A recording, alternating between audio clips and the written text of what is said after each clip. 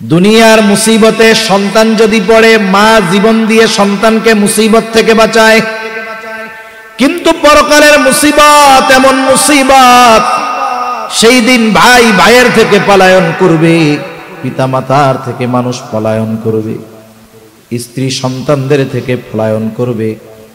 অথচ এই দুনিয়ায় যত ক্লান্তি তার দেহে থাকুক না কেন, যত পরিশ্রম করে দুর্বল হয়ে যাক না কেন, যখন সন্তানের চেহারার দিকে তাকায় সব কষ্ট মুহূর্তের মধ্যে সে ভুলে যায়। কিন্তু কিয়ামতের দিন ওই সন্তানের থেকে পালায়া থাকবে। প্রত্যেকটা মানুষ নিজের চিন্তায় বিভোর থাকবে। এমনও হবে, তাফসীরের মধ্যে আসছে, এক লোক আল্লাহ তাআলার কাছে দরখাস্ত করবে, বলবে, আল্লাহ, গোটা দুনিয়ার সব মানুষকে জাহান্নামে দিয়ে হলেও আমাকে মাফ করে আপনি জান্নাত দিয়ে দেন। তার মানে ওই দিন আমার ভাই আমারে চিনবে না। যে স্ত্রী সন্তানের প্রতি এত মোহাব্বত, মা বাবার সন্তানের প্রতি মোহাব্বত, ওই মা বাবা স্ত্রী সন্তান কিয়ামতের দিন আমাকে আপনাকে চিনবে না। কিন্তু ওই কঠিন মুসিবতের দিন মুহাম্মাদুর রাসূলুল্লাহ তার গুনাহগার উম্মতকে ভুলবে না। উম্মতের চিন্তায় তিনি পেরেশান থাকবেন। নবীজি বলেন, হাদিসে আসছে, একবার নবীজি দৌড়ায় চলে যাবেন হাউজে কাউসারের কাছে দেখার জন্য, না জানি তার কোনো উম্মত পানি পান থেকে মাহরুম হয়ে যায় কিনা। আবার দৌড়ায় চলে যাবে পুল সিরাতের কাছে, না জানি কোনো উম্মত পুল পার হতে ব্যর্থ হয়ে যায় কিনা। আবার একবার দৌড়ায় চলে যাবে মিজানের কাছে, না জানি নেকি সওয়াব গুনাহ ওজন দেওয়ার সময় ধরা পড়ে যায় কিনা। আবার একবার দৌড়ায় যাবে জাহান্নামের কাছে, না জানি কোনো উম্মতকে জাহান্নামে দিয়ে দেওয়া হয় কিনা। আবার যখন সুপারিশের প্রয়োজন হবে, নবীজি গিয়ে আল্লাহর কুদরতি কদমে সেজদায় লুটায়া পড়বে। এক জায়গায় স্থির তিনি থাকবেন না। সব নবী জান্নাত অভিমুখে রওনা হয়ে যাবে, জান্নাতের দরজায় পৌঁছায়া যাবে। জান্নাতের দরজা বন্ধ, জিজ্ঞাসা করা হবে, জান্নাতের দরজা কেন খোলা হয় না? জবাব দেওয়া হবে, যিনি আসলে খোলা হবে তিনি আসেন নাই। কে তিনি? তিনি হলেন মুহাম্মাদুর রাসূলুল্লাহ। কোথায় তিনি? হাসরের ময়দানে উম্মতের চিন্তায় বিভোর।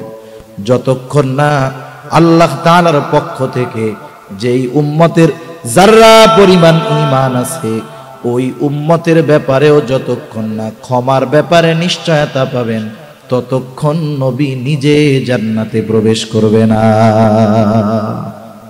লাকাদ মান্নাল্লাহু আলাল মুমিনিনা ইয বাআসা ফীহিম রাসূলাম মিন আনফুসিহিম। আল্লাহ রাব্বুল আলামিন বলেন, মুমিনদের উপর আল্লাহ তাআলার বিশেষ অনুগ্রহ যে তিনি তাদের মধ্য থেকে তাদের জন্য একজন রাসূল প্রেরণ করেছেন। রাসূল আকরাম সাল্লাল্লাহু আলাইহি ওয়াসাল্লাম হলেন মুমিনদের জন্য আল্লাহ তাআলার পক্ষ থেকে স্পেশাল এক অনুগ্রহ। তবে আমার আপনার নবী গোটা সৃষ্টি জগতের জন্য রহমত। আমরা যখন নামাজ পড়ি, ইমামের পেছনে যখন পড়ি, ইমামের কেরাত, মুসল্লির কেরাত, যখন নিজে পড়ি, সূরা ফাতিহা পড়ি, সূরা ফাতিহার শুরুতেই আমরা পড়ি, বলি আলহামদুলিল্লাহি রাব্বিল আলামিন।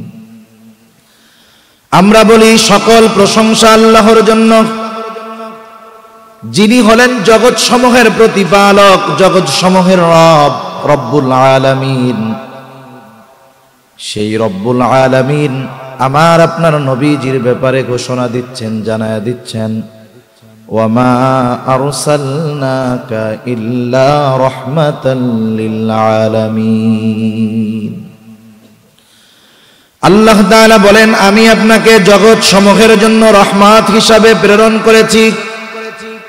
তাহলে আল্লাহ তাআলা হলেন রব্বুল আলামিন, আমার আপনার নবীজি হলেন রহমাতুল লিল আলামিন। এর দ্বারা মূল বিষয়টা দাঁড়ালো, আল্লাহ তাআলা তার রবুবিয়তের বিস্তার যতদূর পর্যন্ত ছড়িয়েছেন, আমার আপনার নবীজিকে আল্লাহ তাআলা ততদূর পর্যন্ত রহমত হিসাবে ঘোষণা করেছে। আমার আপনার নবীজির নবুয়তের বিস্তৃতি ততদূর, আল্লাহ তাআলার রবুবিয়তের বিস্তৃতি যতদূর।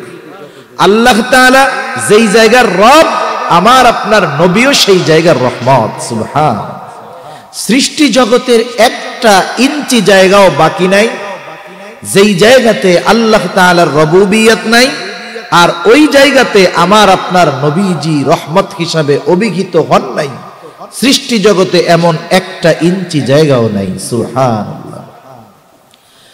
এজন্য কবি অনেক সুন্দর কথা বলেন, রবুবিয়ত खुदा की है जहाँ तक, नबुवती मुस्तफा की है वहाँ तक। আল্লাহ তাআলার রবুবিয়তের বিস্তার যতদূর, আমার আপনার নবীজির নবুয়াত ততদূর, তথা নবীজি গোটা সৃষ্টি জগতের জন্য রহমত। ইবনে কাসির রাহমাতুল্লাহি আলাইহি সহ ইমাম তাবারি রাহমাতুল্লাহি আলাইহি তাফসীরের মধ্যে লেখেন, যদিও রাসূলুল্লাহ সাল্লাল্লাহু আলাইহি ওয়াসাল্লাম মুমিনদের জন্য স্পেশাল অনুগ্রহ, তবে তিনি তো রহমাতুল লিল আলামিন। এই জন্য গোটা সৃষ্টি জগতের সব সৃষ্টি নবীজি রহমত হওয়ার সুবিধা তারা ভোগ করেছে। শুধু তাই না, কাফেররাও আমার আপনার নবীজি রহমত হওয়ার সুবিধা তারাও ভোগ করেছে। আবু জেহেল কাট্টা একজন কাফের। আবু জেহেল একদিন নবীজির সামনে এসে আল্লাহ তাআলার কাছে দোয়া করতেছে। এখন কথা হইল, আবু জেহেল কেন দোয়া করে? বিষয় হলো, মক্কার কাফের যারা ছিল এরা যদিও শিরকের সাথে জড়িত ছিল, কিন্তু এরা আল্লাহ তাআলার অস্তিত্বে বিশ্বাসী ছিল।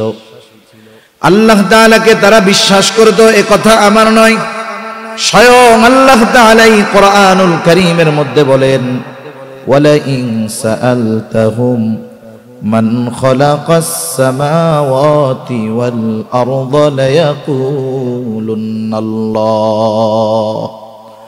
আল্লাহ রাব্বুল আলামিন বলেন, আপনি যদি মক্কার মুশরিকদেরকে জিজ্ঞাসা করেন, মান খালাকাস সামাওয়াতি ওয়াল আরদ, আসমান এবং জমিনের স্রষ্টা কে? মক্কার মুশরিকদেরকে যদি আপনি এই প্রশ্ন করেন, তারা তাদের দেব দেবীদের কথা বলবে না, লাত মানাত উজ্জার কথা বলবে না। আল্লাহ তাআলা দুইটা তাকিদ যোগ করে বলেন, লায়াকুলুন্নাল্লাহ, অবশ্যই অবশ্যই মক্কার মুশরিকেরা বলবে আসমান জমিনের স্রষ্টা হলেন আল্লাহ। আরো আয়াত আছে, আমি বলতে গেলে আলোচনা লম্বা হয়ে যাবে। তারা যে আল্লাহ তাআলাকে স্রষ্টা হিসাবে বিশ্বাস করে, এ সাক্ষ্য দুনিয়ার কেউ দেয় নাই, দিয়েছেন কে? আল্লাহ। তবে এরা এমন কিছু শিরকের সাথে জড়িত ছিল যেগুলোর মাধ্যমে ঈমান ধ্বংস হয়ে যায়, এজন্য ওরা অনন্তকাল জাহান্নামে। আবু জেহেল আল্লাহ তাআলার কাছে দোয়া করে, বলে, আল্লাহ, সত্যই যদি আপনি এই কোরআন মুহাম্মাদের উপরে নাজিল করে থাকেন, তাইলে আমাদের উপরে পাথর বর্ষণ করেন, নাইলে যন্ত্রণাদায়ক শাস্তি দেন। আবু জেহেল দোয়া করতেছে। আবু জেহেল তো আল্লাহ তাআলাকে মানে, বিশ্বাস করে। শুধু তাই না, নবীজি সাল্লাল্লাহু আলাইহি ওয়াসাল্লাম এক হাদিসের মধ্যে বলেন, আবু জেহেল আল্লাহ তাআলার কাছে দোয়া করেছে এবং আবু জেহেলের দোয়া ও আল্লাহ তাআলা কবুল করেছে। বদরের দিন সকালবেলায়, যেই দিন বদরের যুদ্ধ হবে, সকালবেলায় আবু জেহেল আল্লাহ তাআলার কাছে সকালবেলা ওইটা দোয়া করে, বলে, আল্লাহ, আজকের দিনে যারা হকের উপরে আছে, সত্যের উপরে আছে, আপনি তাদেরকে বিজয় দান করেন। দোয়া করছে আবু জেহেল। নবীজি বলেন, আল্লাহ তাআলা আবু জেহেলের দোয়া কবুল করেছে। বদরের দিন যারা হকের উপরে ছিল, সত্যের উপরে ছিল, আল্লাহ তাআলা তাদেরকেই বিজয় দান করেছে। এখন বলেন কেউ যদি দোয়া কইরা এই দোয়া করে যে আমার উপরে পাথর বর্ষণ করেন নাইলে যন্ত্রণাদায়ক শাস্তি দেন, এটা কি রহমত না আযাব? আযাব। এখন এইরকম দোয়া করলো কেন? কিছু মানুষ আছে হিংসার কারণে। একটা উদাহরণ দিলে বুঝতে সহজ হবে। সজাগ আছেন তো আপনারা? আচ্ছা, মাশাআল্লাহ। মনে করেন একজন গরিব মানুষ, অসহায় মানুষ, একেবারে দিন মজুর, অন্যের বাড়িতে কাজ করে খাওয়া লাগে তার। সে এক বাড়িতে কাজ করে, ওই বাড়ির মালিক 2-3 তলা বিল্ডিং এর মালিক, তার বড় টাকা পয়সা আছে, বড় বাড়ি আছে, গাড়ি আছে। ওই বাড়িতে এক আল্লাহর বান্দা কাজ করে, একেবারে গরিব মানুষ, কাজ করে ঠিক, কিন্তু কাজ করার ফাঁকে ফাঁকে কষ্ট করে হলেও সে তার সন্তানকে লেখাপড়া শিখাইছে। মনে করেন দুনিয়ার লাইনের লেখাপড়াই শিখাইছে। এখন ছেলেটাও চিন্তা করছে, আরে আমার বাপ আমাকে কত মেহনত করে লেখাপড়া শিখাচ্ছে, আমার তো শেখার দরকার। ও লেখাপড়া যত্ন সহকারে করছে, ঢাকা শহর থেকে লেখাপড়া করে এখন সে বিসিএস ক্যাডার হয়ে গেছে। মনে করেন বিসিএস ক্যাডার হয়ে সে এখন বড় অফিসার। বলেন তো তার বাবার কষ্ট কি আর থাকবে? থাকবে না। কিছু ভালো মানুষ আছে, এলাকায় যখন শুনছে যে অমুক চাচা অসহায়, নিঃস্ব, ঘর বাড়ি কিছুই নাই, ওনার ছেলে বড় অফিসার হইছে, যাক চাচার এই কষ্টের অবসান হইল, এখন একটু শান্তিতে জীবন যাপন করবে। কিছু মানুষ চায়ের দোকানে আলোচনা করতেছে ওনার ব্যাপারে আর ওনার ছেলের ব্যাপারে। একজন বলতেছে, শুনছো অমুকের ছেলে এত বড় অফিসার হইছে, আলহামদুলিল্লাহ চাচার কষ্ট দূর হয়ে গেছে। এখন বলেন তো একজন মানুষের যদি সমৃদ্ধি হয়, উন্নতি হয়, অগ্রগতি হয়, সমাজের সব মানুষ কি খুশি হয় নাকি? কিছু মানুষের চুলকানি হয় না? হয়। এখন এই আলোচনা যখন চলতেছে, ওই পাশে এক জায়গায় বসা ওই ব্যক্তি যার বাড়িতে ওই মুরব্বী তথা ওই ছেলের বাবা কাজ করত, এখন চিন্তা করছে ওর পোলা এত বড় অফিসার হয়ে গেল, কয়দিন পরে তো আমার 2 তলা ছাড়াইয়া 5 তলা বাড়ি করবে। এখন তার মধ্যে হিংসা আসছে, হিংসা। সে কি বলবে? আরে বাদ দাও, অমকের ছেলে যা হয় হোক, এই তো 2 মাস আগেও আমার বাড়িতে কামলা দিয়া খাইছে। এখন বলেন তো এ কথা বলার দ্বারা কি বুঝলেন? কিসের থেকে বলছে? হিংসার থেকে। আবার অনেক মানুষ এরকমও বলে যে অমকের ছেলে এত বড় অফিসার, ওরে বাবা এই খবর শোনার আগে আমি মরলাম না কেন? এরকম তো আলহামদুলিল্লাহ আপনাদের এলাকায় লোকজন নাই, আলহামদুলিল্লাহ। এখন বলেন তো ওই টাইমে যদি আজরাইল আইসা বলে তাহলে তোমার যেহেতু মরতে চায় আমার সাথে চলো, ও কি বলবে? কথার কথা কি বলবে? আরে ভাই ও তো এমনি কইছে। তাহলে দেখেন অনেক সময় মানুষ বলে যে আমি মরলাম না কেন, বাইসা আছি কেন? এ কথা কেন বলে? হিংসার কারণে বলে, অন্তরের রোগের কারণে বলে, ঠিক কিনা? আবু জেহেল তো মনে করতো মক্কার মধ্যে ওর চাইতে যোগ্য লোক আর কেউ নাই, কারণ সে সমাজপতি, সমাজের নেতা, এলাকার নেতা, তার কথায় সবাই উঠে আর বসে। সে কেমন যেন বলতে চায় মুহাম্মদ তো গরিব মানুষ, এ তো এর কাছে কোরআন কেন নাজিল করলেন আল্লাহ? এই কাজটা তো ঠিক হয় নাই। কেমন যেন আল্লাহ তাআলাকে বলতেছে, সাথে সাথে নবীজির উপরে কোরআন নাজিল হওয়ার কারণে নবীর সামনে টিটকারি কইরা কথাটা বলতেছে। আবু জেহেল এই কথা বলার পরে আবু জেহেলের কথার জবাব আল্লাহ তাআলা পাঠায় দিলেন। নবীজির জবান দিয়ে আল্লাহ তাআলা আবু জেহেলের এই কথার জবাব জানায় দেন। কেমন যেন আল্লাহ তাআলা বলেন, আবু জেহেল রে, তুই যেই দোয়া করেছিস, তুই যেই কামনা করেছিস, আমি সেইটা তোরে দিতাম, পাথর মাইরা তোরে আমি সাইজ কইরা দিতাম, কিন্তু কেন আমি আযাব দেই না, গজব দেই না, শুইনা নে। আল্লাহ তাআলা আমার আপনার নবীর জবান দিয়ে বের করলেন, ওয়ামা কানাল্লাহু লিয়ুআযযিবাহুম ওয়া আনতা ফীহিম।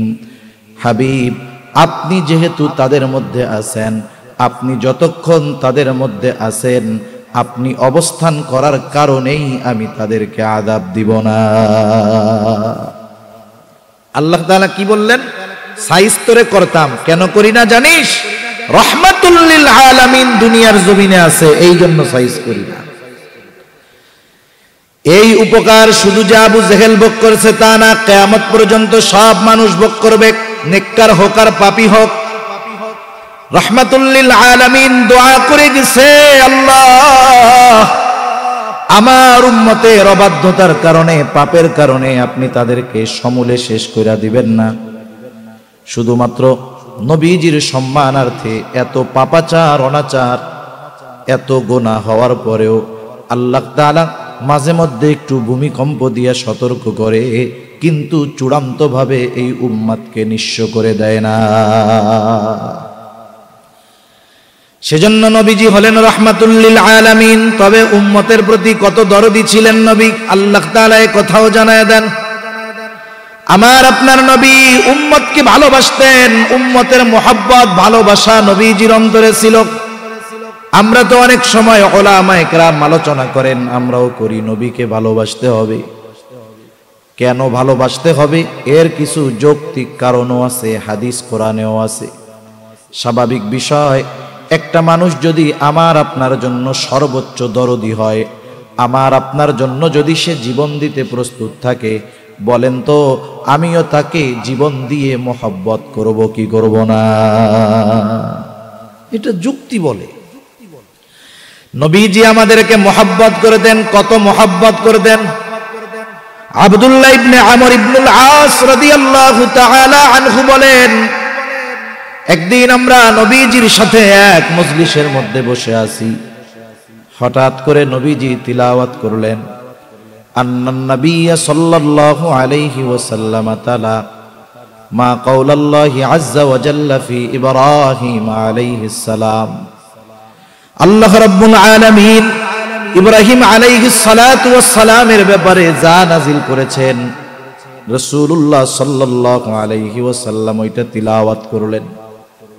কি নাজিল করেছে? আল্লাহ ইব্রাহিম আলাইহিস সালাম তার উম্মতের জন্য আল্লাহ তাআলার কাছে দোয়া করেছে, গুনাহগার উম্মতের মাগফিরাত কামনা করে দোয়া করেছে। আল্লাহ তাআলা ওই দোয়ার খবর কোরআনুল কারীমের মধ্যে আমাদের জানায়া দিয়েছে। প্রত্যেকটা নবী তার উম্মতকে ভালোবাসে। উম্মত গুনাহগার হোক আর নেককার হোক, ইমানদার হোক আর বেঈমান হোক, নবী তার উম্মতকে ভালোবাসে। সব নবী চায় তার সব উম্মত নাজাত পাক, জান্নাতি হয়ে যাক। বরং অনেক সময় পাপীগুলার ব্যাপারে চিন্তিত বেশি থাকে। যেমন মনে করেন এক লোকের 5টা ছেলে, 5টা ছেলের মধ্যে 4 ছেলেই দিনদার, মুত্তাকি, পরহেজগার, একজন খারাপ। ওই 4 জন একসাথে যত ভালো, একজন ওই 4 জনের চাইতে বেশি খারাপ। এখন বলেন তো, মা বাবা যখন একা একা চিন্তা করে, তখন চিন্তা কি ওই ভালো 4 ছেলের জন্য বেশি করে না খারাপটার জন্য বেশি করে? বলেন তো, আল্লাহ তাআলার কাছে যখন দোয়া করে, নেককার 4 সন্তানের জন্য বেশি দোয়া করে নাকি বদকারটার জন্য করে? একটু চিন্তা কইরা দেখেন, সন্তান যত পাপী হোক, বদকার হোক, মা বাবা মোহাব্বতের কারণে সন্তানকে দূরে ঠেলে দেয় না। আল্লাহর কসম, আল্লাহর কসম, আল্লাহর কসম, আমার আপনার মা বাবা আমাকে আপনাকে যত ভালোবাসে, তার চাইতে বেশি ভালো মুহাম্মাদুর রাসূলুল্লাহ বাসে। ইব্রাহিম আলাইহিস সালাতু ওয়াস সালাম তার গুনাহগার উম্মতের মায়া, অন্তরে মোহাব্বত, এই জন্য দোয়া করতেছে, রব্বি ইন্নাহুন্না আযলালনা কাসীরাম মিনান নাস ফামান তাবিআনি ফাইন্নাহু মিন্নি ওয়ামান আসানি ফাইন্নাকা গফুরুর রহিম। ইব্রাহিম আলাইহিস সালাম বলে, ও আমার রব, এই প্রতিমাগুলো, এই মূর্তিগুলো অধিকাংশ মানুষকে পথচ্যুত করে ফেলছে, পথভ্রষ্ট করে ফেলছে। তবে যারা আমার আনুগত্য করেছে, আমার কথা মেনে শুনে ঈমান এনেছে, তারা তো আমার দলভুক্ত। তবে যারা আমার কথা মানে নাই, ওমান আসানি, যারা আমার কথা শুনে ঈমান আনে নাই, মূর্তি পূজা ছাড়ে নাই, ইব্রাহিম আলাইহিস সালাম কেমন যেন বলে, আল্লাহ এরাও তো আমার উম্মত, যদিও এরা পাপী গুনাহগার। কেমন যেন ইব্রাহিম আলাইহিস সালাম বলে, আল্লাহ আপনি যদি চান আমার এই গুনাহগার উম্মত গুলারেও আপনি মাফ করে দিতে পারেন। কারণ কি? ফাইন্নাকা গফুরুর রহিম, আপনি হলেন অতিশয় ক্ষমাশীল আর দয়ালু, আপনি আমার গুনাহগার উম্মত গুলারেও মাফ কইরা দেন। রাসূলুল্লাহ وقال عيسى عليه السلام إن تعذبهم فإنهم عبادك। ঈসা আলাইহিস সালাম তার গুনাহগার উম্মতের জন্য দোয়া করে বলে, আল্লাহ আপনি যদি তাদেরকে শাস্তি দেন তারা তো আপনারই বান্দা, আর আপনি যদি তাদেরকে ক্ষমা করে দেন, ওয়া ইন তাগফির লাহুম ফাইন্নাকা আনতাল আজিজুল হাকীম, আর আপনি যদি তাদেরকে ক্ষমা করে দেন, আপনি আজিজ, আপনি হাকিম, আপনি হলেন মহাপ্রক্রমশালী, মহাপ্রজ্ঞাময়। আপনি যদি আমার উম্মত আপনার গুনাহগার বান্দাকে ক্ষমা করে দেন, কেউ আপনাকে জিজ্ঞাসা করবে না, কারণ জানতে চাইবে না, কারণ আপনি তো আজিজ, আপনি তো হাকিম। ঈসা আলাইহিস সালাম বলতেছে আমার গুনাহগার উম্মত গুলারে মাফ কইরা দেন। অনেক সময় অনেক কথা আমাদের মনে থাকে না, আরেকজনের ওই বিষয়টা করতে দেখলে, বলতে দেখলে তখন নিজের মনে পড়ে যায়, হয় না এরকম? অনেক সময় মনে করেন আপনি একটা জিনিস করবেন করবেন, মনে নেই, কথার কথা বাসার থেকে বলছে, মোবাইলে 100 টাকা বইরা দিয়েন, বাজারে আসছেন আর মনে নেই, ভুলে গেছে। হঠাৎ দেখতেছেন আর একজন সামনে ওই টাকা রিচার্জের দোকানে টাকা রিচার্জ করতেছে, আরে মনে পড়ে গেছে, আমারও তো বাসার থেকে ভরতে বলছিল। নবীজি যখন এই দুই নবীর দোয়া তিলাওয়াত করলেন যা তারা উম্মতের ব্যাপারে করছে, এইবার নবীজির অন্তরে তার গুনাহগার উম্মতের মুহাব্বতের জোশ উঠে গেছে। নবীজি এইবার দুই হাত উঁচু করে কান্না শুরু করে দিয়েছেন। নবীজি শুধু কান্না করেন আর বলেন আল্লাহুম্মা উম্মতি উম্মতি, আর কিছু বলেন না। আল্লাহ রাব্বুল আলামিন তো সব জানেন, নবীজি কিছু বলেন না, শুধু বলেন আল্লাহুম্মা উম্মতি উম্মতি। মূলত নবীজি কি বলতে চায়, দুনিয়ার কেউ জানুক আর না জানুক, বুঝুক আর না বুঝুক, যিনি জানেন যিনি বোঝেন তিনি কে? আর একটু জোরে বলেন না কে? আর একটা উদাহরণ দিলে বুঝতে সহজ হবে।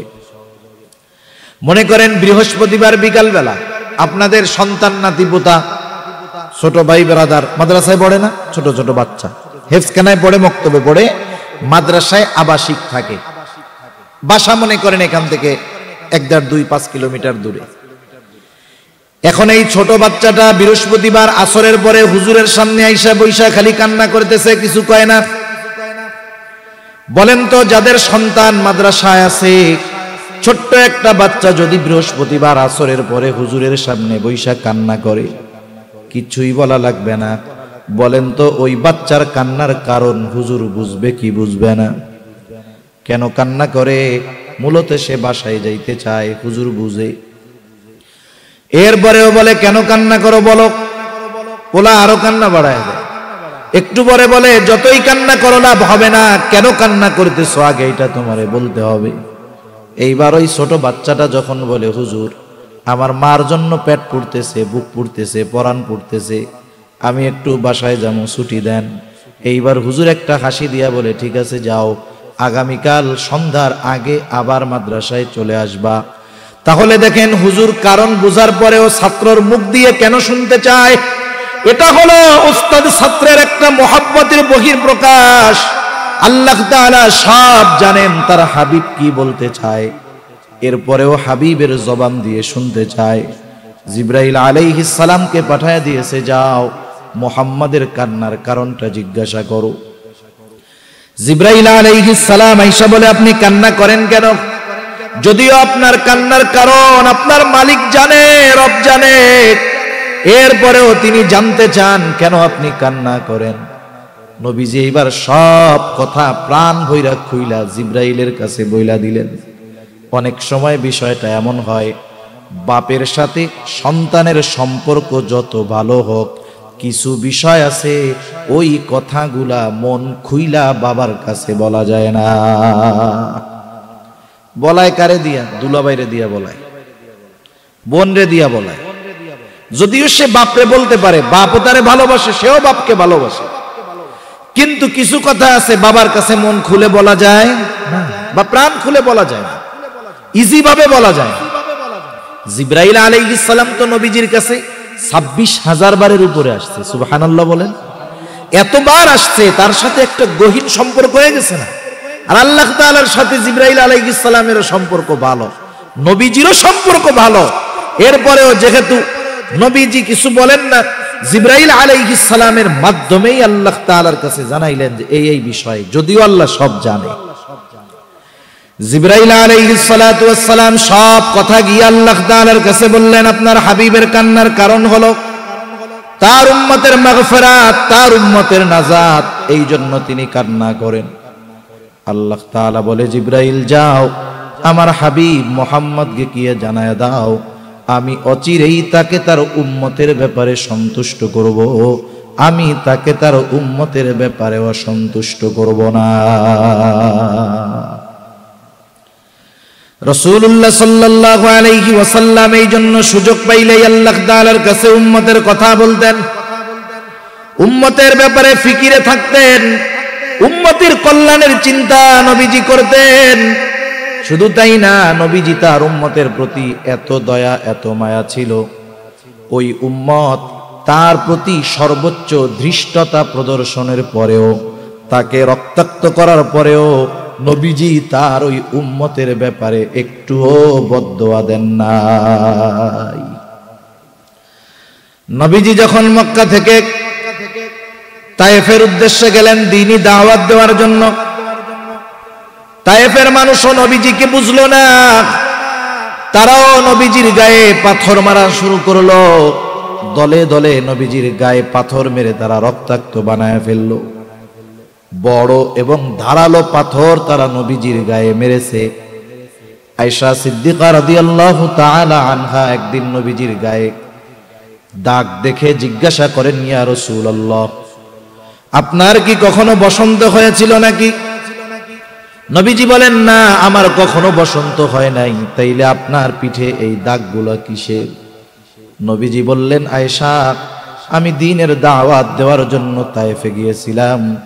তায়েফের মানুষ আমার কথা বুঝে নাই, আমার কথা শুনে নাই, না বুঝে তারা আমাকে পাথর নিক্ষেপ করে রক্তাক্ত করেছিল। আয়েশা রে, এই দাগগুলো হলো তায়েফের মানুষের নিক্ষিপ্ত ওই পাথরের দাগ। কি পরিমাণ রক্তাক্ত হয়েছেন নবীজি! তায়েফের মানুষেরা নবীজিকে পাথর মারতো, গা বেয়ে বেয়ে রক্ত পড়তো। নবীজি জমিনের উপরে পড়ে যাইতেন, আবার উঠতেন, আবার দাওয়াত দিতেন। হযরত যায়েদ রাদিয়াল্লাহু তাআলা আনহু নবীজির সাথে ছিলেন, একা কুলায় পারেন না, ঠেকায় পারেন না। পুরা পোশাক রক্তাক্ত হয়ে গেছে, গা দিয়ে রক্ত বেয়ে বেয়ে পড়ে নবীজির জুতার মধ্যে রক্ত ঢুকে গেছে। ওই রক্ত শুকায়া জুতা নবীজির পায়ের সাথে আটকে গিয়েছে।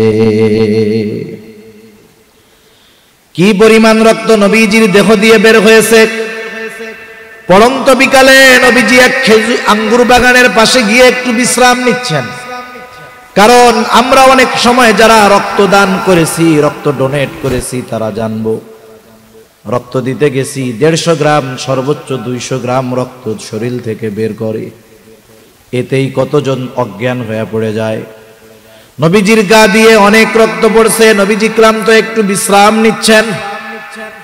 ইতিমধ্যে জিবরাইল আলাইহিস সালাতু ওয়াস সালাম হাজির, এসে সালাম দিয়ে বলে, ইয়া রাসূলুল্লাহ, এই কওম আপনার সাথে কেমন আচরণ করেছে আপনার মালিক সব দেখছে।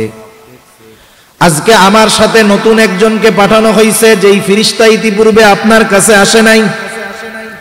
নবীজি বলেন, এইবার ওই নতুন ফেরেশতা আমার কাছে এসে সালাম দেওয়ার পরে বলতেছে, ইয়া রাসূলুল্লাহ, আপনার কওম আপনার সাথে কেমন আচরণ করেছে আপনার মালিক সব দেখছে। তিনি আমাকে আপনার নিকটে পাঠিয়েছেন আপনার আদেশ পালন করার জন্য, আপনি যা বলবেন তাই মানার জন্য। আপনি যদি আমাকে আদেশ দেন, নির্দেশ দেন, যেই সম্প্রদায় আপনার সাথে এমন আচরণ করেছে, আপনি যদি আমাকে নির্দেশ দেন, 2 পাহাড় দিয়ে তাদেরকে এমন ভাবে পিষে দেওয়া হবে, ওইখানে যে একটা জনবসতি ছিল, তার কোনো অস্তিত্ব থাকবে না। একটু চিন্তা কইরা দেখেন আমরা কতটা প্রতিশোধ পরায়ণ। 10 বছর আগে কেউ যদি আমাদের দিকে একটু চোখ গরম করে তাকায় থাকে, 10 বছর পরে যদি আমি পাওয়ার পাই, ক্ষমতা পাই, আমি চিন্তা করি 10 বছর আগে যে আমার দিকে চোখ গরম কইরা তাকাইছে তার চোখটাই তুইলা দিমু, ঠিক কিনা বলেন? কিন্তু নবীজি এমনটাও বলেন নাই যে হালকা পাতলা দিয়া একটু শায়েস্তা কইরা দাও, বরং নবীজি কি বললেন চিন্তা কইরা দেখেন। কেন তিনি রহমাতুল লিল আলামিন, কেন অন্তরের মধ্যে উম্মতের মায়া, উম্মতের মোহাব্বত ভরা। নবীজি একটু আরাম করতেছিলেন, ফেরেশতা ওই কথা বলার পরে নবীজি একটু সোজা হয়ে বসলেন। কেমন যেন নবীজি বলতেছেন, শোনো, তুমি তো আমাকে বলতেছো আদেশ দেন 2 পাহাড় দিয়ে তাদেরকে পিষে দেই, তবে শোনো তাদের ব্যাপারে আমার বক্তব্য কি। নবীজি বললেন, বাল আরজু আন ইয়াখরুজাল্লাহু মিন আসলাবিহিম মান ইয়াবুদুল্লাহা ওয়াহদাহু ওয়া লা ইউশরিকু বিহি শাইআ। নবীজি বলেন, শোনো, 2 পাহাড় দিয়ে পিষে হত্যা করা নয়, নিশ্চিহ্ন করা নয়, বরং আমি আল্লাহ তাআলার কাছে তাদের ব্যাপারে এই আশা পোষণ করি যে আল্লাহ রাব্বুল আলামিন এই মানুষগুলোর মধ্য থেকে এমন এক প্রজন্ম বের করবে, এমন এক জাতি বের করবে যারা এক আল্লাহর ইবাদত করবে, তার সাথে কারো শরীক করবে না। উম্মতের প্রতি নবীজির মোহাব্বত কত, ভালোবাসা কত। যাই হোক, অনেক রাত হয়ে যাচ্ছে। এখন বলেন, কিছু বিষয় আছে আমরা দেখি না, জানি না, কিন্তু আমাদেরকে এমন ব্যক্তি জানান যে ওই ব্যক্তির বিশ্বস্ততার কারণে তার কথা আমরা মাইনা নেই। মনে করেন আজ থেকে 25-30 বছর আগে মোবাইল ছিল না, ওই সময়ে দেখা কথা বলার চিন্তা করা এটাও তো অসম্ভব ছিল। অনেক সময় এমন হইতো যে একজন বিবাহ করছে, বিবাহ করে 1 বছর বাড়িতে ছিল, এরপরে আবার প্রবাসে চলে গেছে। প্রবাসে যখন গেছে তার স্ত্রী সন্তান সম্ভবা, সে সন্তানের মুখ দেখে বিদেশের বাড়িতে যাইতে পারে না। একটানা 10 বছর বিদেশের বাড়িতে থাকছে। এর মধ্যে সন্তানও বাবাকে দেখে নাই, বাবাও সন্তানকে দেখে নাই। চিঠির মাধ্যমে যোগাযোগ, কথাও বলার সুযোগ নাই। বলেন তো, 10 বছর পরে ওই লোক যখন প্রবাস থেকে আসে, দেখার পরে কি তার সন্তান তাকে চিনবে? চিনবে না। কিন্তু যখনই মা বলবে এই যে তোমার আব্বা, 1 লাফ দিয়া কোলে উঠে যাবে, ঠিক কিনা বলেন? যাচাই বাছাই করবে না যে আসলে আমার আব্বা কিনা, একটু টেস্ট করার দরকার, বোঝার দরকার। মার কথায় বিশ্বাস করে যাকে চিনে নাই, দেখে নাই, কথা হয় নাই, তাকে তার বাবা বলে স্বীকৃতি দিতে, স্বীকার করতে একটুও দ্বিধাদ্বন্দ্বের মধ্যে সে পড়ে না, ঠিক কিনা বলেন? নবীজি যে আমাদেরকে ভালোবাসেন এ কথা দুনিয়ার কেউ বলেন নাই। নবীজি যে আমাদের ভালোবাসেন এ কথার সাক্ষ্য দিয়েছেন আল্লাহ। কে একটু জোরে বলেন? উম্মতের প্রতি নবীজির দরদ, মায়া, মোহাব্বত, ভালোবাসা কত, এ সাক্ষ্য দিয়েছেন আল্লাহ। আর একটা কথা মনে আসলো তাই বলি, নবীজি যখন উম্মতের মাঝে দাওয়াত দিতেন, বিশেষ করে মক্কার কাফেররা যখন নবীজির দাওয়াত মানে নাই, বরং উল্টা আরো বিরোধিতা করছে, নবীজি কষ্ট পাইছেন অনেক।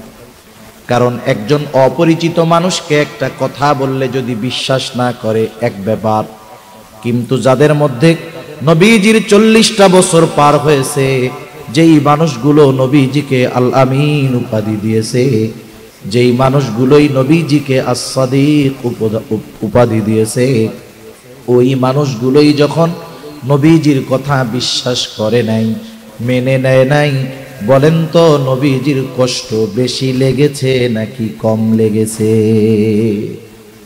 একটা কথা সাধারণভাবে কেউ বিশ্বাস না করলে আমার কিছু আসে যায় না, কিন্তু ওই কথাটা যদি আমার আপনার বাবা, মা, কাছের মানুষ অবিশ্বাস করে, উল্টা অবিশ্বাস করে আর বলে দূর এইসব বাদ দিতে, ফালতু কথা।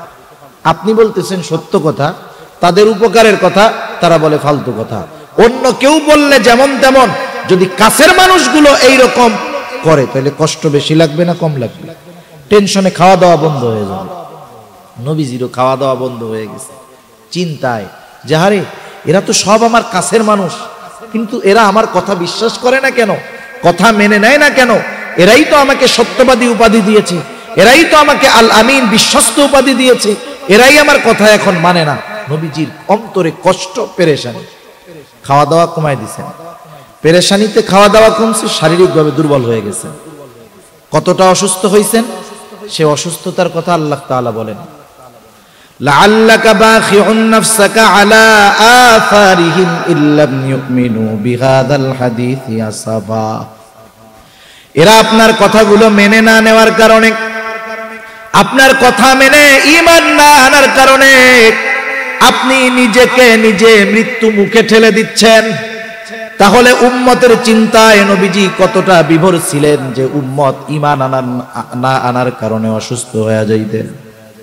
ওই নবী উম্মতের প্রতি কেমন দরদি এই ঘোষণা দিচ্ছেন আল্লাহ, সে কথাই আল্লাহ তাআলা বলেন, লাকাদ জাআকুম রাসূলুম মিন আনফুসিকুম আজিজুন আলাইহি মা আনিতুম হারিসুন আলাইকুম বিল মুমিনিনা রাউফুর রহিম। আল্লাহ তাআলা বলেন, তোমাদের মধ্য থেকে তোমাদের জন্য এমন একজন রাসূলের আগমন ঘটেছে, আজিজুন আলাইহি মা আনিতুম, তোমরা যেই বিষয়গুলোয় কষ্ট পাও সেটাও তাকে কষ্ট দেয়। তার মানে উম্মত যেই বিষয়টাতে কষ্ট পায় নবীজিও সেই বিষয়টাতে কষ্ট পায়। যেই কারণে উম্মত কষ্ট পায় ওই কারণটা নবীজিরও কষ্ট পাওয়ার কারণ হয়ে যায়। এখন কথা হইলো, কষ্ট আমি পাই তাইলে নবী পাই কেন? কথা হইতে পারে। আরেকটা উদাহরণ দিই, কষ্ট হইতেছে না তো আপনাদের? কথা বুঝতেছেন? কারণ নতুন এলাকায় আসতে গেলে খুব ঝামেলা। আমি তো পটুয়াখালী একবার আসছি কিনা অনেক আগে, তাও মনে হয় ওই বরিশালের ব্রিজটা পার হয়ে ওইদিকে এক জায়গায় হবে, তাও অনেক আগে। তা এক এলাকায় না আসলে, আন্ডারস্ট্যান্ডিং না হইলে, দেখা কথা না শুনলে অনেক সময় যিনি বলেন তারও ইতস্ত লাগে। যারা শুনেন এই ধরনের কথা শুনে যদি অভ্যস্ত না থাকেন তাহলে শুনতেও ভালো লাগে না। আমিও আবার মনে করতেছি যে আপনারা কথা বুঝতেছেন কিনা আল্লাহই জানে। তা যাই হোক, দেখেন তো একজনের সন্তান আছে 3 বছরের এক বাচ্চা, বাচ্চার প্রচন্ড জ্বর, থার্মোমিটারের 108 পার হয়ে গেছে, 104 পার হয়ে গেছে। বাচ্চা যন্ত্রণায় জ্বরে কষ্টে থরথর করে কাঁপতেছে। বলেন তো, বাচ্চা জ্বরে অসুস্থ কাঁপতেছে, এই সময় তার মা বাবার কেমন লাগে? কেমন লাগে বলেন তো? বাস্তবতা হলো ওই বাচ্চা জ্বরে যেরকম কষ্ট পায় তার চাইতে ওই বাচ্চার ওই অবস্থা দেখে মা বাবা আরো বেশি কষ্ট পায়। মনে মনে আল্লাহ রাখা, আল্লাহ রোগটা আমারে দিয়ে আমার পোলাটারে সুস্থ করো তো। মা বাবা সন্তানের মোহাব্বতে সন্তানের কষ্টটা নিজে অনুভব করে। রহমাতুল লিল আলামিন আমাকে আপনাকে মা বাবার চাইতে বেশি মোহাব্বত করে বিধায়, মা বাবার চাইতে বেশি ভালোবাসে বিধায় আমার আপনার জন্য কষ্টের কারণ যেগুলো হবে ওটাও নবীজির জন্য কষ্টের কারণ হয়ে যায়।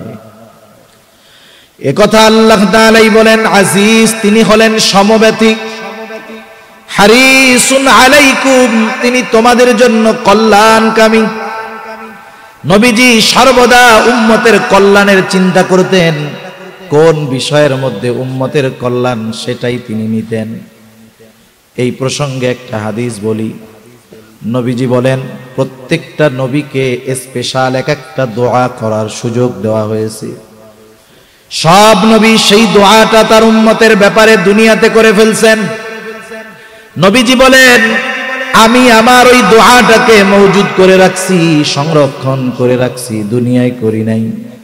কিয়ামতের দিন ওই দোয়াটা আমি আমার উম্মতের জন্য সুপারিশ হিসাবে আল্লাহ তাআলার কাছে করব। সেজন্য নবীজি হলেন উম্মতের সর্বোচ্চ কল্যাণকামী।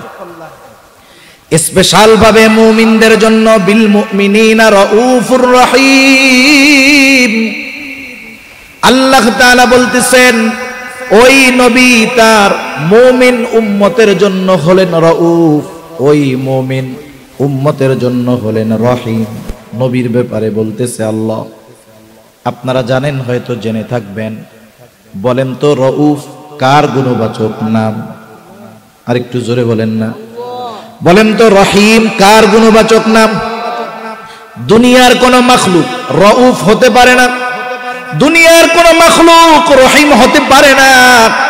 অথচ আমার আপনার নবী আমাকে আপনাকে কত ভালোবাসে, এটা বোঝানোর জন্য আল্লাহ তাআলা স্বয়ং তার নিজের গুণবাচক নাম নবীজির শানে ব্যবহার করে বলতেছেন, শোনো, এই নবী হলেন তোমাদের জন্য অতি সদয় এবং পরম দয়ালু।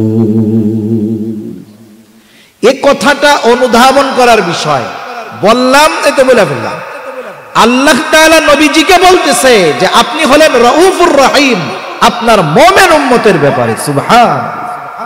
আমরা সেই নবীর উম্মত, যেই নবীর উম্মতের প্রতি ভালোবাসা বয়ান করে, বক্তব্য দিয়ে, কোন মাপার মিটার দিয়ে অনুমান করা সম্ভব না।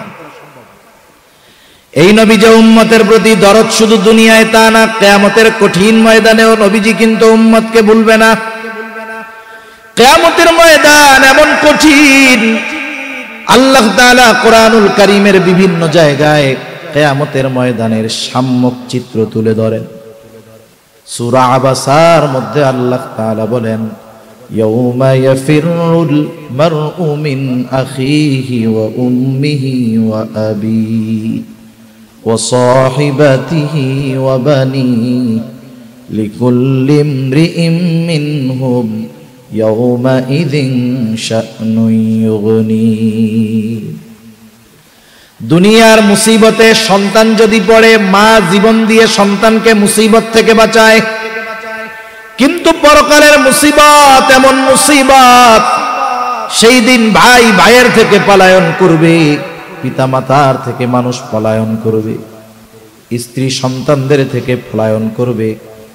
অথচ এই দুনিয়ায় যত ক্লান্তি তার দেহে থাকুক না কেন, যত পরিশ্রম করে দুর্বল হয়ে যাক না কেন, যখন সন্তানের চেহারার দিকে তাকায় সব কষ্ট মুহূর্তের মধ্যে সে ভুলে যায়।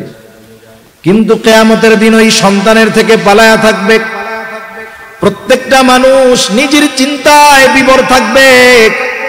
এমনও হবে, তাফসীরের মধ্যে আসছে, এক লোক আল্লাহ তাআলার কাছে দরখাস্ত করবে, বলবে, আল্লাহ, গোটা দুনিয়ার সব মানুষকে জাহান্নামে দিয়ে হলেও আমাকে মাফ করে আপনি জান্নাত দিয়ে দেন। তার মানে ওই দিন আমার ভাই আমারে চিনবে না। যে স্ত্রী সন্তানের প্রতি এত মোহাব্বত, মা বাবার সন্তানের প্রতি মোহাব্বত, ওই মা বাবা স্ত্রী সন্তান কিয়ামতের দিন আমাকে আপনাকে চিনবে না। কিন্তু ওই কঠিন মুসিবতের দিন মুহাম্মাদুর রাসূলুল্লাহ তার গুনাহগার উম্মতকে ভুলবে না।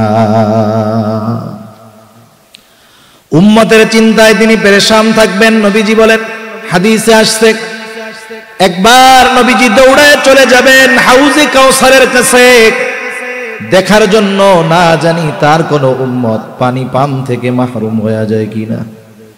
আবার দৌড়ায় চলে যাবে পুল সিরাতের কাছে, না জানি কোন উম্মত পুল পার হতে ব্যর্থ হয়ে যায় কিনা। আবার একবার দৌড়ায় চলে যাবে মিজানের কাছে, না জানি নেকি সওয়াব গুনাহ ওজন দেওয়ার সময় ধরা পড়ে যায় কিনা। আবার একবার দৌড়ায় যাবে জাহান্নামের কাছে, না জানি কোন উম্মতকে জাহান্নামে দিয়ে দেওয়া হয় কিনা। আবার যখন সুপারিশের প্রয়োজন হবে, নবীজি গিয়ে আল্লাহর কুদরতি কদমে সেজদায় লুটায়া পড়বে। এক জায়গায় স্থির তিনি থাকবেন না। সব নবী জান্নাত অভিমুখে রওনা হয়ে যাবে, জান্নাতের দরজায় পৌঁছায়া যাবে। জান্নাতের দরজা বন্ধ, জিজ্ঞাসা করা হবে জান্নাতের দরজা কেন খোলা হয় না। জবাব দেওয়া হবে, যিনি আসলে খোলা হবে তিনি আসেন নাই। কে তিনি? তিনি হলেন মুহাম্মাদুর রাসূলুল্লাহ। কোথায় তিনি? হাসরের ময়দানে উম্মতের চিন্তায় বিভোর। যতক্ষণ না আল্লাহ তাআলার পক্ষ থেকে যেই উম্মতের যাররা পরিমাণ ঈমান আছে, ওই উম্মতের ব্যাপারেও যতক্ষণ না ক্ষমার ব্যাপারে নিশ্চয়তা পাবেন ততক্ষণ নবী নিজে জান্নাতে প্রবেশ করবে না। এখন বলেন, যেই নবীর আমাদের প্রতি এত দরদ, সেই নবীকে সর্বোচ্চ ভালোবাসার দরকার আছে না নাই? নবীকে ভালোবাসা এটা হলো মুমিনের ঈমান। কিছু কিছু ভালোবাসা আছে যেই ভালোবাসা কারণে আপ হয়, কারণে ডাউন হয়। বাবার প্রতি সন্তানের ভালোবাসা এটা আপও হইতে পারে, ডাউনও হইতে পারে। বাবা যদি ইমানদার হয় ভালোবাসা বাড়বে, সন্তান যদি ইমানদার হয় ভালোবাসা বাড়বে।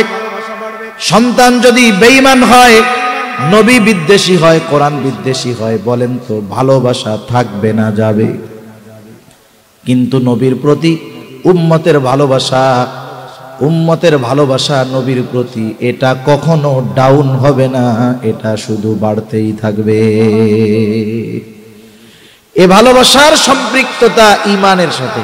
এজন্য নবীজিও বলেন, লা ইউমিনু আহাদুকুম হাত্তা আকুনা আহাব্বা ইলাইহি মিন ওয়ালিদিহি ওয়া ওয়ালাদিহি ওয়ান নাসি আজমাইন। নবীজি বলেন, তোমাদের মধ্যে কেউ ততক্ষণ পর্যন্ত মুমিন হতে পারবে না সে যতক্ষণ না তার পিতামাতা, সন্তান, সন্ততি, এক কথায় সকলের চাইতে আমি নবীকে বেশি ভালো না বাসবে। 5টা মিনিটের মধ্যে আমি শেষ করে দিব ইনশাআল্লাহ। নবীজিকে ভালোবাসতে হবে, এটা আমল নয়, এই আমলটা ঈমানের সাথে সম্পৃক্ত। আমলের বিষয় হলো নফল ইবাদত, বেশি করলে সওয়াব, না করলে গুনাহ নেই। কিন্তু নবীজির ভালোবাসার ক্ষেত্রে ডাউন করার সুযোগ আছে নাকি শুধু বাড়াইতেই হবে? যেই ভালোবাসা ঈমানের সাথে সম্পৃক্ত সেই ভালোবাসা নবীকে বাসতে হবে। কিন্তু নবীরই তো আমরা সামনে পাই নাই, কেমনে ভালোবাসবো? আবু বকর সামনে পাইছে, নিজের সব সম্পদাই না নবীজির খেদমতে দিয়া দিছে। তালহা নবীজিকে সামনে পাইছে, উহুদের ময়দানে নিজের বুকটাকে নবীর মোহাব্বতে ডাল বানায়া দিছে। আমরা তো নবীকে সামনে পাই নাই, নবীকে আমরা কেমনে ভালোবাসবো? উম্মতের এই চিন্তা দূর করার জন্য নবী নিজেকে ভালোবাসার পদ্ধতি আমাদের বলে দিয়েছে। ওই পদ্ধতি অনুযায়ী নবীজিকে ভালোবাসতে হবে। নবীজিকে ভালোবাসার পদ্ধতি, নবীজি বলেন, মান আহাব্বা সুন্নতি ফাকাদ আহাব্বানি ওয়া মান আহাব্বানি কানা মাই ফিল জান্নাহ। নবীজি বলেন, যে আমার সুন্নাতকে ভালোবাসলো সে আমি নবীকে ভালোবাসলো, আর আমি নবীকে যে ভালোবাসলো সে আমি নবীর সাথে জান্নাতে থাকবে। নবীর সাথে জান্নাতে থাকতে হইলে জান্নাতে যাওয়া লাগবে, ঠিক কিনা বলেন? নবীজি আর এক হাদিসের মধ্যে বলেন, কুল্লু উম্মতি ইয়াদখুলুনাল জান্নাতা ইল্লা মান আবা। নবীজি বলেন, আমার সব উম্মত জান্নাতে প্রবেশ করবে, আবা উম্মত ছাড়া।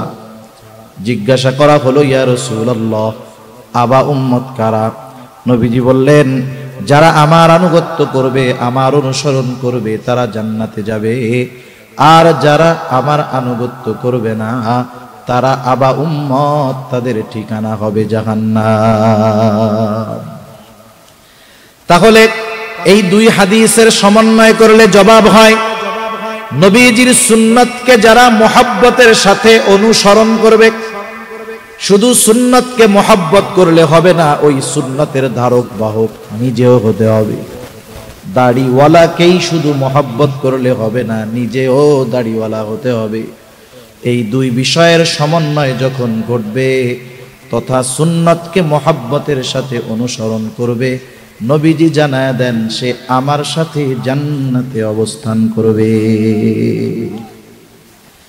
নবীর সাথে জান্নাতে অবস্থান, এটা সবচেয়ে বড় পাওয়া। সাহাবায়ে কেরাম বলেন, আনাস রাদিয়াল্লাহু তাআলা, গ্রামের একজন লোক আসছে, আসার পরে নবীজিরে জিজ্ঞাসা করে, কিয়ামত কখন হবে? নবীজি উল্টা প্রশ্ন করেছে, মা আ'দাত্তা লাহা, তুমি কিয়ামতের জন্য কি পাথেয় সংগ্রহ করছো? বলে, আমি গ্রামের মানুষ তো, সহজ সরল।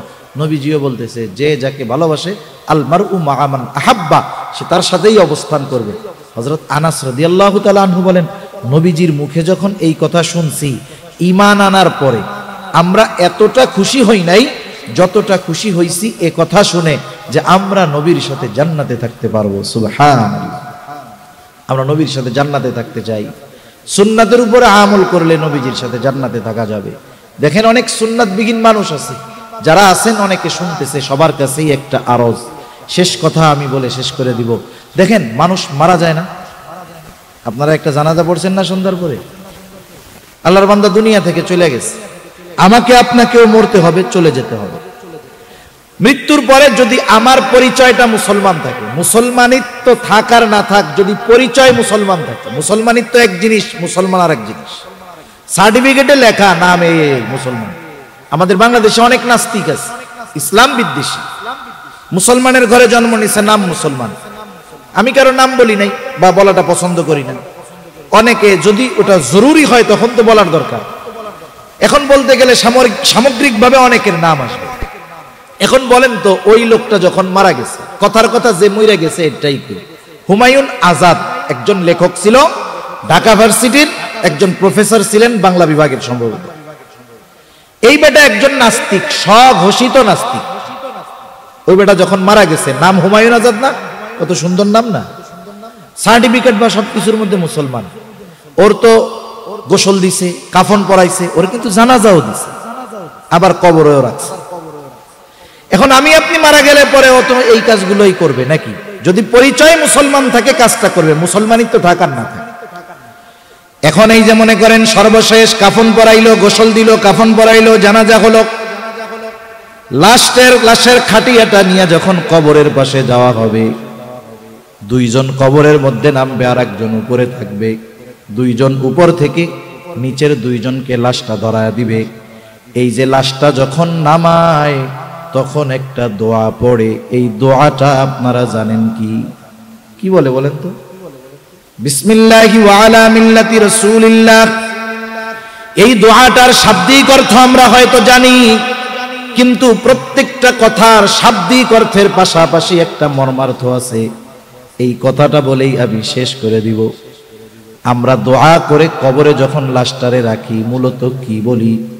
বুজুর্গানে দিন বলেন, ওই সময় আমরা আল্লাহ তাআলার কাছে বলি, আল্লাহ, আপনার নামে এমন একজন ব্যক্তিকে এখন কবরের মধ্যে রাখতেছি, যার গোটা হায়াত সুন্নাতের উপরে পরিচালিত হয়েছে। সে যখন মারা গেছে সুন্নাতের উপরে ছিল, যখন তাকে আমরা কবরস্থ করতেছি এখনো সে সুন্নাতের উপরেই আছে। এই অবস্থায় আপনার নামে তাকে কবরস্থ করতেছি। এই দোয়াটা বইলা যাকে কবরে রাখা হলো, নিজের মধ্যেও সুন্নাতের বালাই নাই, সারাটা জীবন সুন্নাত আর সুন্নাত ওয়ালাদের বিরোধিতা করে গেছে। বলেন তো, ওই ব্যক্তির ক্ষেত্রেও তো এই দোয়াটা পড়ে কবরে রাখা হবে, তবে ওই ব্যক্তির ক্ষেত্রে এই দোয়াটা সত্য হবে নাকি মিথ্যা হবে? এজন্য আমরা নিজেরা মাঝে মধ্যে একটু নিজেদের সাথে দর কষাকষি করব, নিজেদের সাথে হিসাব করব, যে বলা যায় না আগামীকাল সকালটা আমার নাও দেখা হতে পারে, আমাকেও তো কবরে রাখবে। এই দোয়া বলে, এই দোয়া বলবে, দোয়ার সাথে আমার বাস্তবতার মিল আছে কিনা এটা মিলায়া দেখতে হবে। যদি কথাগুলার সাথে বাস্তবতার মিল না থাকে, আমার অনন্তকালের সফর, ওই সফরের প্রথম ঘাঁটি হলো কবর। ওই প্রথম ঘাঁটি কবরে আমাকে রাখা হবে মিথ্যা কথা বলে। এ বদনসিব যেন আমাদের কারণ না হয়। আল্লাহ কবুল করুক, সকলে বলি আমিন। আল্লাহ সুবহানাহু ওয়া তাআলা আমাদের সকলকে নবীজির আমাদের প্রতি মহব্বতকে পূর্ণ অনুধাবন করার তৌফিক দিন, সাথে সাথে নবীজিকে পরিপূর্ণ মহব্বত তথা সুন্নতকে মহব্বতের সাথে অনুসরণ করার তৌফিক আল্লাহ দান করুন, সকলে বলি আমিন। ওয়া আখিরু দাওয়ানা আনিল হামদুলিল্লাহি রাব্বিল আলামিন। আসসালামু আলাইকুম ওয়া রাহমাতুল্লাহ। আমরা একটু সংক্ষিপ্ত দোয়া করি। আল্লাহুম্মা সাল্লি আলা মুহাম্মদ ওয়া আলা আলি মুহাম্মাদিন কামা সাল্লাইতা আলা ইব্রাহিম ওয়া আলা আলি ইব্রাহিম ইন্নাকা হামিদুম মাজিদ। আল্লাহুম্মা বারিক আলা মুহাম্মাদিন ওয়া আলা আলি মুহাম্মদ কামা বারাকতা আলা ইব্রাহিম ওয়া আলা আলি ইব্রাহিম ইন্নাকা হামিদুম মাজিদ। আলহামদুলিল্লাহি রাব্বিল আলামিন ওয়াল আকিবাতু লিল মুত্তাকিন والصلاة والسلام على خير خلقه محمد وعلى آله وأصحابه أجمعين ربنا ظلمنا أنفسنا وإن لم تغفر لنا وترحمنا لنكونن من الخاسرين ওগো আল্লাহ, শীতের ভিতরে গভীর রাত পর্যন্ত আপনার কিছু বান্দাদেরকে নিয়ে দিনই আলোচনা করলাম। আয় আল্লাহ, যে আলোচনাগুলো হলো, যে যেখান থেকে শুনেছে, আমাদের সকলকে আমলের কথাগুলোর উপরে আমল করবার তৌফিক আল্লাহ আপনি দিয়ে দেন ইয়া রাব্বাল আলামিন। খাস করে আজকের মাহফিল কবুল করে নেন। আগামী 2 দিনও মাহফিলের বাকি আছে আল্লাহ, সুন্দরভাবে যথাযথভাবে এই আয়োজন সমাপন করার তৌফিক আল্লাহ আপনি দিয়ে দেন আল্লাহ। যেই মাদ্রাসার উদ্যোগে মাহফিল, মাদ্রাসা খানা কবুল আর মঞ্জুর করে নেন ইয়া রাব্বাল আলামিন। খাস করে মাদ্রাসার প্রতিষ্ঠাতা জননন্দিত ওয়াইজ আয় আল্লাহ মুফতি হাবিবুর রহমান মেসবাহ, ওনার সকল ধরনের দ্বীনি খেদমতগুলোকে কবুল আর মঞ্জুর করে নেন ইয়া রাব্বাল আলামিন। মাদ্রাসার যা জরুরত আছে আপনি পূরণের ব্যবস্থা আল্লাহ করে দেন ইয়া রাব্বাল আলামিন। খাস করে আমরা যারা হাত উঁচু করেছি, আমাদের আত্মীয় স্বজন যে যেখানে আছে মাফ করে দেন আল্লাহ। আয় আল্লাহ, খাস করে আমাদের যাদের মা বাবা দুনিয়া ছেড়ে চলে গেছে, গুনার কারণে যদি কারো মা বাবার কবরে আযাব হয়, আল্লাহ আপনি কবরের আযাব মাফ করে কবরকে আপনি জান্নাতের টুকরো বানায়া দেন। কিয়ামতের দিন হিসাব সহজ করে জান্নাতের ব্যবস্থা করে দিয়েন। আয় আল্লাহ, যাদের মা বাবা বেঁচে আছে, সুস্থ দীর্ঘ নেক হায়াত আল্লাহ আপনি দিয়ে দেন ইয়া রাব্বাল আলামিন। খাস করে মাওলা তামাম দুনিয়ার মুসলমানদের জান মাল ইজ্জত আল্লাহ আপনি হেফাজত করেন। মাজলুম ফিলিস্তিনিদের হেফাজত করেন আল্লাহ। আয় আল্লাহ, আপনি তাদের জন্য সাহায্যকারী হয়ে যান। হামাসের মুজাহিদদেরকে আপনি আসমানি সাহায্য দান করেন আল্লাহ। জালেম গুলারে হেদায়াত দিয়ে দেন। হেদায়াত যদি না থাকে আল্লাহ, তাদের ব্যাপারে আপনি আসমানি ফয়সালা নেন। তামাম দুনিয়ার মুসলমানদের এক হওয়ার তৌফিক দেন ইয়া রাব্বাল আলামিন। কার মনে কি চাওয়া জানি না, সকলের মনের নেক চাওয়া নেক আশাগুলো কবুল করে নেন আল্লাহ। আমাদের সকলকে বারবার মক্কা মদিনা জিয়ারতের তৌফিক আপনি দিয়ে দেন ইয়া রাব্বাল আলামিন। জীবনের অন্তিম সময়ে যখন মালাকুল মাউত মৃত্যুর পরওয়ানা নিয়ে হাজির হয়ে যাবে আল্লাহ, আমাদের সকলের জবানে আপনি তাওহীদের কালিমা নসিব করে দিয়েন। আল্লাহুম্মা ইন্না নাউযু বিকা মিনাল হাম্মি ওয়াল হাযান ওয়াল আজজি ওয়াল কাসাল ওয়াল জুবনি ওয়াল বুখল ওয়া যালা'id দাইন ওয়া গালাবাতির রিজাল। রাব্বি ইজআলনি মুকিমাস সালাতি ওয়া মিন যুররিয়্যতি ربنا وتقبل دعاء ربنا اغفر لي ولوالدي وللمؤمنين يوم يقوم الحساب ربنا هب لنا من أزواجنا وذرياتنا قرة أعين وجعلنا للمتقين إماما رب ارحمهما كما ربياني صغيرا رب ارحمهما كما ربياني صغيرا